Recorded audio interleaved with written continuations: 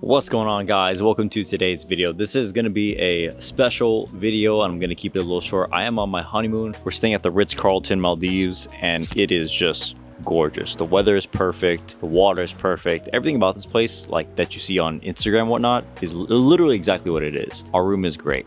But I wanted to set a little bit of time because I did a Q&A on my Instagram, so I wanted to just knock out some content for you guys. And I figured this is some pretty good scenery to do that. All right, so let's do this Q&A, basically go over some of these questions that you guys asked me. Question number one, how to stay focused while being in a relationship? This is a very big question that I feel like a lot of people can relate to. This is probably one of the biggest struggles a lot of men go through, is trying to balance out work and relationship life. I think not just men, but everyone kind of goes through this. But my biggest piece of advice that's worked well for me is you have to have great time management. Okay, that's the key to all of that. Time management. Yes, your business is important. Yes, your work is important, but so is the relationships in your life, right? Your boyfriend, your girlfriend, your wife, your husband, your family, your friends, those relationships are all very, very important. So you want to make sure you dedicate some time to each and every one of those. Okay, it doesn't matter how busy you get, you have to dedicate time into it. So in my opinion, it's learning to manage that time. So if you work all day long, make sure you set up some time to have a nice dinner with your lady afterwards. You know, spend some time watching your favorite shows and actually talk and ask each other questions, etc.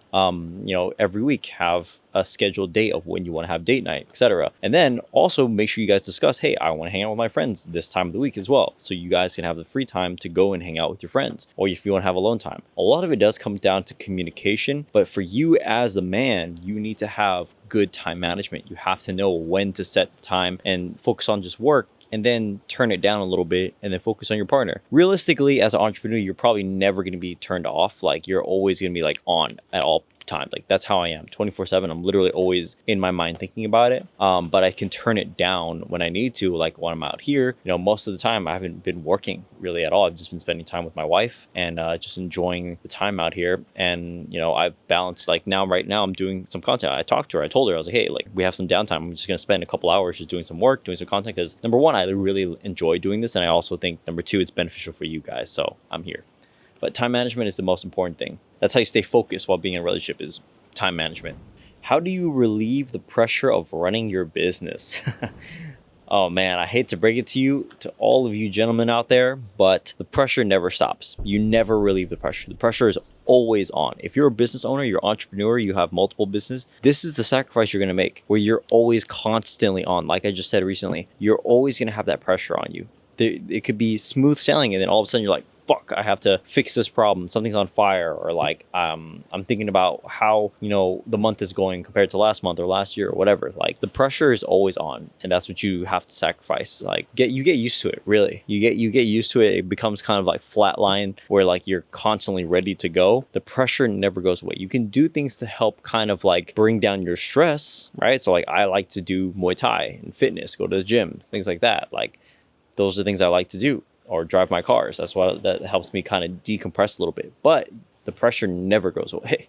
It never, ever fucking goes away, dude. Next question. Have you ever gone through times where you felt like completely drained or like giving up? Yes, 100%. Like, this goes along with the whole pressure is always on type thing. Like, there's been multiple instances where I was like, damn, like, I really don't want to be doing this shit. This shit's so hard. Like, why am I even doing this in the first place? It's very common. You go through like these roller coaster rides of emotion, and that's what entrepreneurship is. Entrepreneurship is just a roller coaster of a bunch of emotions, a bunch of ups and downs and progresses in life, right? And I've definitely gone through some dark moments in my time where I'm like, dude, I don't even know if I want to fucking do this. I don't even know if it's worth it. It was definitely more early on when I first started out, because that's when I was trying my hardest to be able to start coming up, making sure my e-commerce businesses were thriving, and growing my social media as well. And you're kind of like, what the fuck? Like, it's just not going the way I wanted to, and it's getting hard, and it's like, I don't know. But here's the thing. You have to be able to look at your vision, your dream, and actually fucking want it. If you don't want it bad enough, you're just gonna fucking give up. You're gonna let yourself give up, and you're never gonna see that life. But you have to want it bad enough. You have to. And I have a burning desire to reach my goals. And if you don't set your goals and have it aligned to what your vision is and what your dream is, and you don't want it bad enough, you're not gonna get there. You have to want it bad enough, right?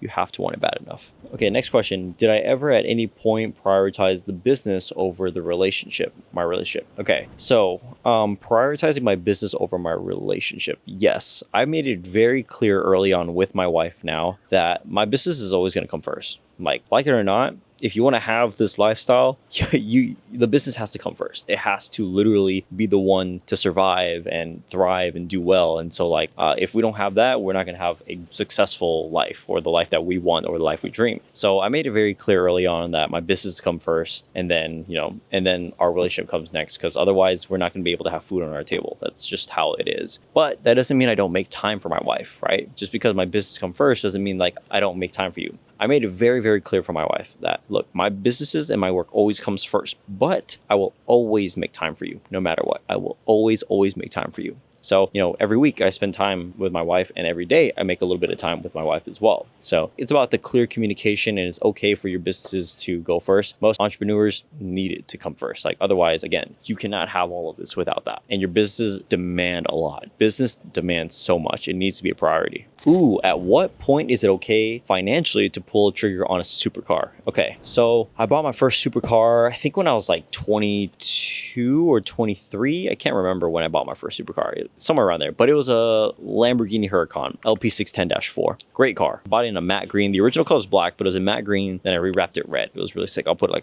picture up somewhere around here. But anyways, that car was a car when I was starting to make I think I just crossed the $1 million per year mark, and the car is $200,000.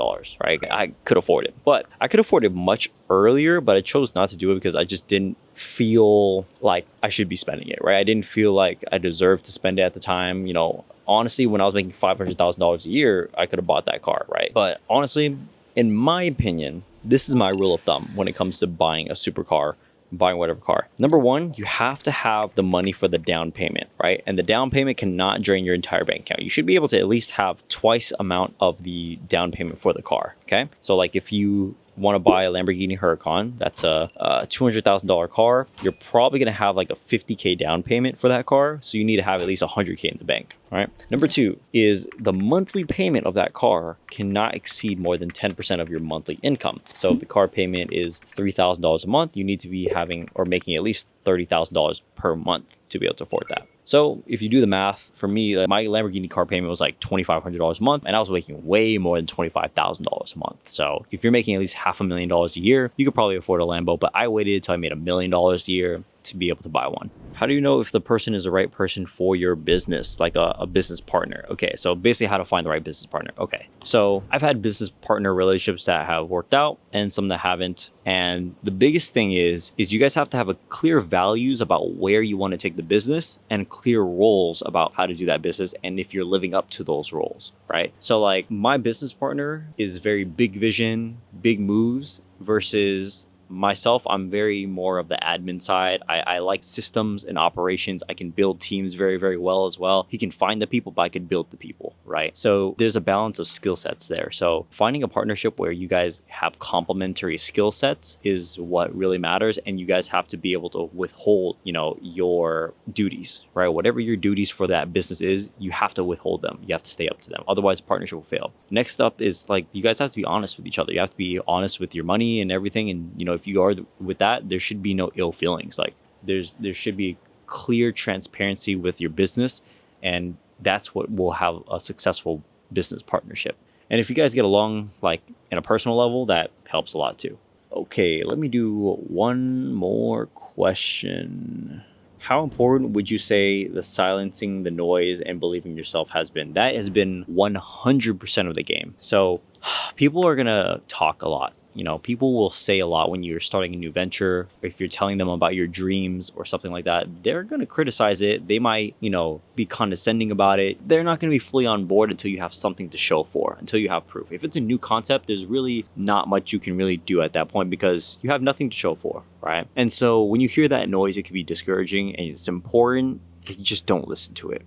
Right. One thing I like to say a lot is when people, I have haters, or if I have people who don't believe in me, is my job is to not just prove them wrong, but prove myself right, because I'm doing this for a certain reason. I'm doing this because I believe in it. I'm doing it because this is what I want. And so I need to prove myself right. And that's more important than anything else. And so silencing the noise and just believing yourself has just been the whole thing. You can't get rich and at the same time not believe in yourself. Have you ever met a fucking millionaire who said, I can't do this. I can't do my business. Like, what the fuck? That makes no fucking sense, right? You have to believe in yourself. You have to believe in yourself, and you have to be delusional to where you're the only person who believes in it. And everyone else thinks you're crazy. Everyone has criticism to it. And it's going to make you seem delusional. And that's normal. If you want to be a successful entrepreneur, that's normal. All right. So take that for what it is. Yeah, those are some of the questions I wanted to go through. You guys asked some really, really good questions. And I hope you guys enjoyed this video. And again, I genuinely hope all of you have an opportunity to come to the Maldives and spend time here, because it is beautiful. Get an overwater villa. It's amazing, right? Food is great here. And a Ritz-Carlton Maldives, I highly recommend. And this place is beautiful. So highly recommend. Anyways, that's gonna be the end of this video.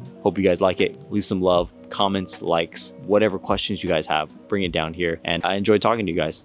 Peace.